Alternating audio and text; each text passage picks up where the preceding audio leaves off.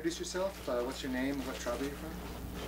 My name is Delbert, Black Fox, Pomani. I'm a Hunkpati Dakota Sioux. I come from Fort Thompson, South Dakota. And about 20 years ago, I had a vision of helping my people. And I was on the Treaty Society. And my family carried the 1868 treaties for the Sioux Nation. And my grandfather, Buckley Pomani, was keeper of the treaties. And the treaties came to my dad, and my dad passed them to me. And through that, I had this vision of helping my people. So I put up a nonprofit organization. It was called the All Nation Gathering the Treaties. And from there, I gathered all the treaties throughout North America. And I had ceremony with them and asked the people to send their treaties to me so I can study them. And through that, when I gathered the treaties, well, I studied them and seen how the government wiped out a lot of the people that they signed treaties with, and kind of really got to me. So I got together with some people and we went to the White House to meet with President Clinton. And when I went over there, I sent for my uncle. His name was Leroy Pomani, and Willard Fubu, and they were medicine people from the Rosebud Reservation and the Fort Thompson Crow Creek Sioux Reservation. And when we got up there, we were going to smoke the peace pipe with President Clinton. Then the CIA and the FBI, they surrounded us, said that they had to analyze our tobacco. So we had an argument with them and told them that we were there to meet with the government to see what they were going to do to honor our treaties. And I had to send my two medicine people back to South Dakota. From there, well, then I told them to send the Leonard Peltier Defense Committee to the embassy room in Manhattan, and that's where we all gathered there. And I took the treaties there, and we argued with, we protested in front of the embassy room, and somehow, they heard our voice. And from there, President Clinton, he gave the apology bill to the Hawaiian Nation, and that's who we're signing a treaty with now. And we're helping the Hawaiians with their sovereignty. We're helping them to preserve their heias, their hulas, to protect their burial sites, and to help government their people. And that's what this Indigo Bridge, I'm the founder and the president of the Indigo Bridge. And what we're doing is signing a treaty with the Hawaiians. And it was only supposed to be with the Hawaiians, but yet we made it go even further to all indigenous people around the world. So now we're working with the people from Tahiti, the Tongas, the Maoris, the Samoans, all the South Pacific Islanders, and the Aborigine Indians in Australia, and the ones in Brazil, and the ones in the Zula people from Africa. And we're trying to help all indigenous people with this treaty. And we're asking the Ute people, the Ute Nation, to get involved with us, because the Ute Nation is a strong nation. They have their culture, their heritage, their language, and they practice their culture, which is really amazing to have people involved with the Indigo Bridge that still carry on their culture, their ways of life. And that's kind of like what we're focusing right now. And we're also setting up grants with different native tribes to help our youth with alcohol and drugs and anything. The suicide is one of the biggest issues that we have among our teens. So we're trying to set up programs. We're trying to focus on them and trying to help our people. And I think that we're trying to do something good for our people, and plus we're trying to get a better, stronger voice with the United Nations, and bringing our people together as one nation will give us a stronger input with the United Nations, helping preserve our language, songs, dances, our archives that are in Smithsonian Institution. We want to get them back and return them to our people, and that's mainly what we're trying to do is protect our people, so that way that our children, the ones that are not thought of yet, will be able to have something to fall back on.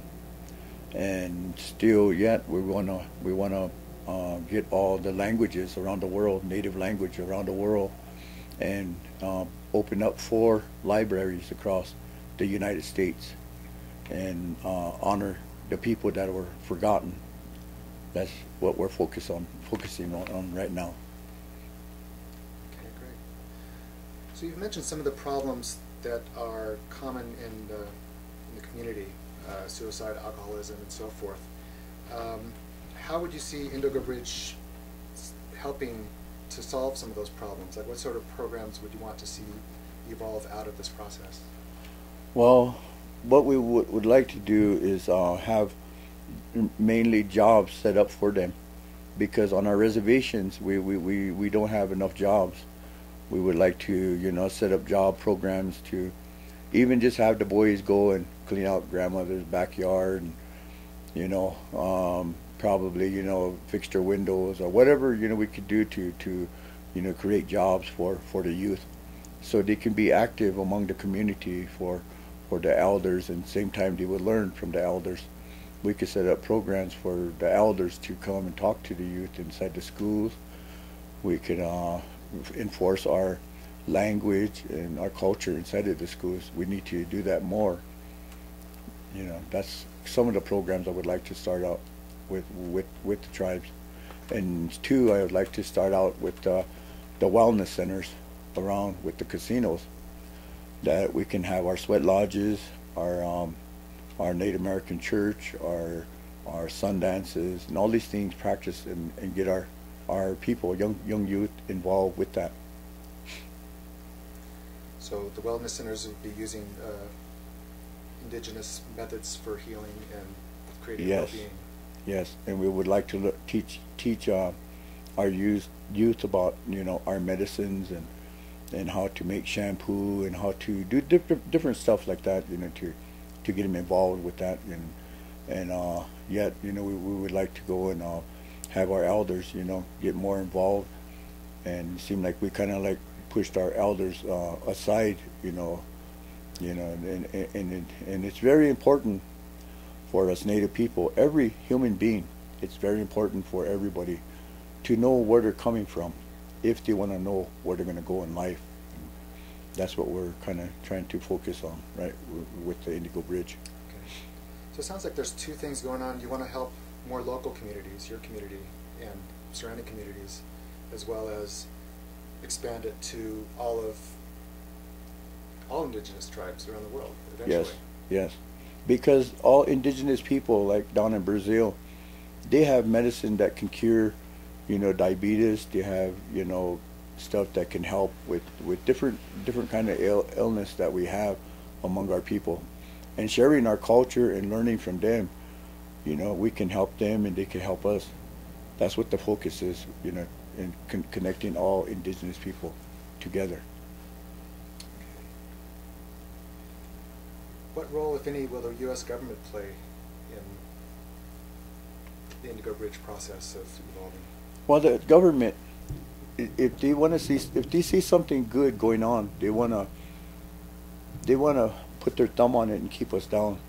So I try to keep the government out as much as possible, and that's why they signed a lot of treaties with my people, and not just with my people in America, but in Canada, Mexico, and all over around the world. And those treaties have always been broken. So us Native people, with our treaty, we're true to what we said. we were true to what we lived up to.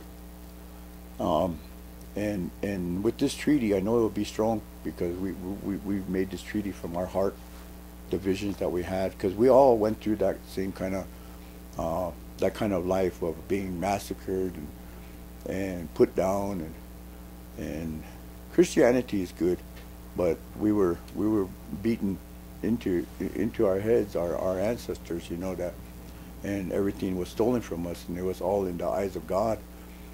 And this Indigo Bridge is to reach out and help those people, and let them know it's okay, and that we can all work together. We can heal each other. In order for us Native people to heal, we have to heal each other first. In order for us to save this world, we have to save the people of that land. Which here in America, we have to save our people. We have to help our people. And same thing with the people in Brazil. We gotta go and help them heal. We gotta bring them strong again. And then from there, life is gonna go on with this earth.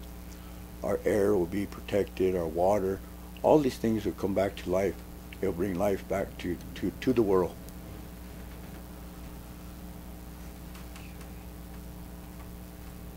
So do you see any hope at all of getting any help from the U.S. government? I know that recent presidents may not have been that backing of trying to help indigenous people. But do you see, I know that like Dennis Kucinich and there's some other people in the government who are more friendly to those issues. Do you see any possible ally there? You know, I got tired of, asking the government for help. I got tired of, asking for handouts. And that's what it does. That's what it comes down to, is just nothing but handouts. But yet, now the way I look at the Indigo Bridge is that we don't need a government. We don't need that government. We need to go and our government been this way for many generations. And when the government came into this country, their government today is based on how we lived long time ago. President of the United States, the Vice President, Secretary, Treasurer, the main chief, the medicine man, the best hunter, and the strongest warrior. Those is what we had among our people, and that's what we today we have our chief, our medicine man, the strongest warrior, the best hunter. That's what we had. And then from there, the council people. That was what we had among the people. And when we had, like my last name, Pomani, it means holler as he walks, big voice, camp crier, messenger, or scout. And we used to run, hit the teepees, and tell the people, come on, time they're gonna talk. And the people will get together and the chief will talk. A long time ago, the chief, he used to be the last one to eat. He waited till everybody else was fed, and whatever came to him last, and then he was the last one to eat. Maybe it was just a cup of water, maybe it's just a drink of water, but that chief was going to be happy because he looks around, he sees all his people, they were all fed and they were happy, and that made him strong. And these are the kind of leaders that we need back among our people. For our people to be strong, this is what we need to get back to our people. This is part of our culture. And we can't let this die out, because we got the ones that are not even thought of yet. We think it's going to be hard, but I look over there to see them. It's going to be pretty hard for them.